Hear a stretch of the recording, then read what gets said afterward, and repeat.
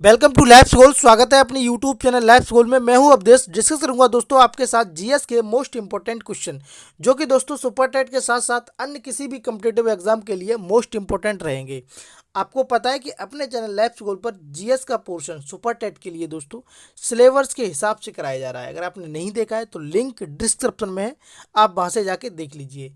दोस्तों ये 10 प्रश्न है। अगर आपने जीएस अच्छे से पढ़ा है तो जरूर इन प्रश्नों को करिए और कमेंट बॉक्स में बताइए कि आपका स्कोर कितना रहा।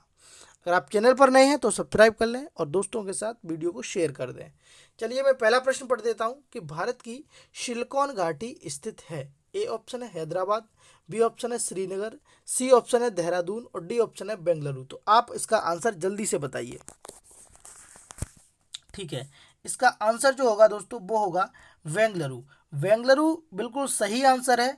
अब मैं आपको थोड़ा सा इसके डिटेल में बता दूं। देखिए, बेंगलुरु जो है वो कर्नाटक राज्य की राजधानी है।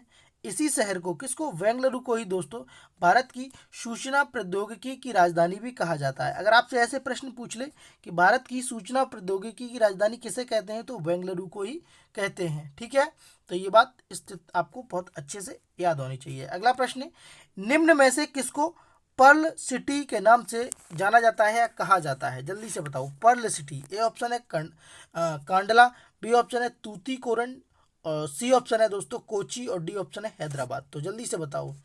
तो पर्ल सिटी के नाम से दोस्तों इसका राइट आंसर हो जाएगा, वो हो जाएगा हैदराबाद।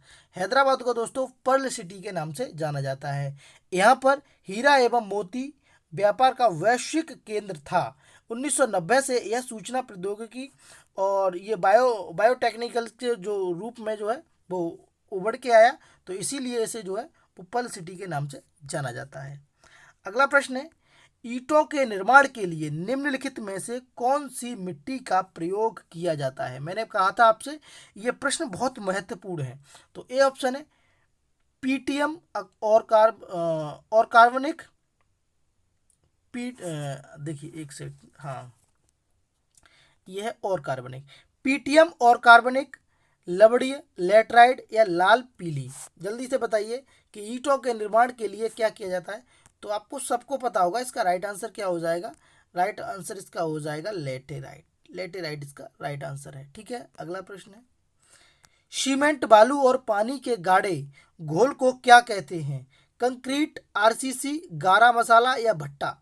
जल्दी से बताओ। बहुत अच्छा प्रश्न है, कई बार ये पूछा गया है, एसएससी के पेपर में भी पूछा गया है।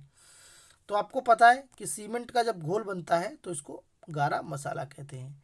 अगला प्रश्न है, निम्नलिखित में से किसे ब्राउन पेपर कहा जाता है? ब्राउन पेपर कहा जाता है, बहुत इंपॉर्टेंट क्वेश्चन है। जूट, कपास, रबड़ या चाय को? जल्दी बताओ। तो ब्राउन पेपर की संज्ञा किसे दी गई है दोस्तों? वो जूट को दी गई है। किसको?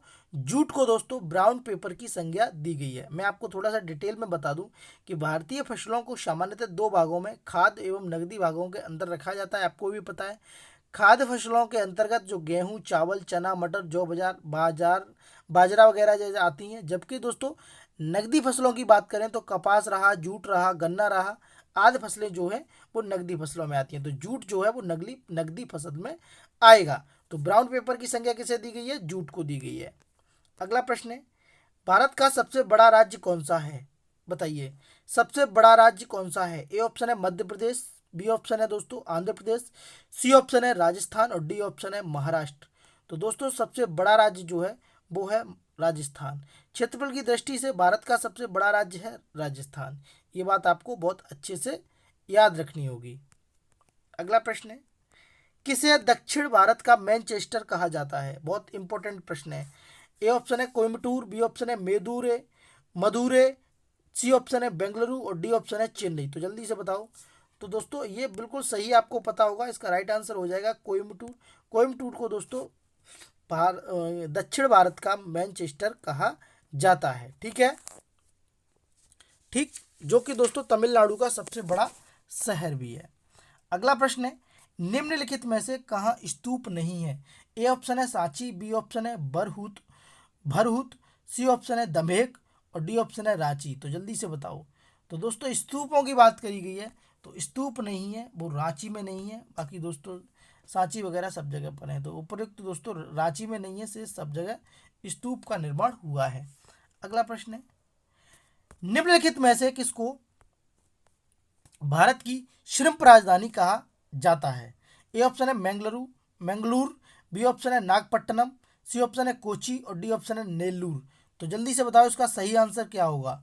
तो दोस्तों श्रिम्प राजधानी कहा जाता है वो नेल्लूर को कहा जाता है। किसको? नेल्लूर को कहा जाता है। ठीक है, ये बात आपको बहुत अच्छे से याद रखनी होगी। देखिए मैं थोड़ा सा बता दूं कि झींगा के उच्च उत्पादन के कारण आंध्र प्रदेश के नेगुल जिलों को भारत की श्रिम्प राजधानी कहा जाता है। ठीक है, चलिए अगला प्रश्न है और ये लास्ट प्रश्न है दोस्तों, और ये इंपॉर्टेंट प्रश्न है आपका कि रेड डाटा बुक उन जातियों के बारे में जानकारी देती है जो लुप्त हो चुकी हैं, संकटापन्न हो चुकी हैं, खतरनाक हैं या बिरली हैं। तो मुझे बताइए आप कि क्या होगा दोस्तों। तो रेड डाटा बुक में उन जनजातियों उन जातियों का जो समावेश है वो किया जाता है जो दोस्तों संकटापन्न हो चुकी हैं, संकटग्रस्त हो चुकी हैं। ये वाला इसका राइट आंसर बी ऑप्शन बिल्कुल सही हो जाएगा। ठीक है, मैं आपको थोड़ा सा बता दूं कि international union for the conservation of nature and natural research IUCN विश्व की सभी संकटापन्न प्रजातियों के बारे में रेड लिस्ट के नाम पर यह सूचना जो है प्रकाश करती है। इसकी स्थापना अगर मैं पूछूं IUCN की, अगर पूछ ली जाए आपसे कि IUCN की स्थापना कब हुई थी, IUCN की स्थापना कब हुई, तो इसकी स्थापना 1964 में हुई थी।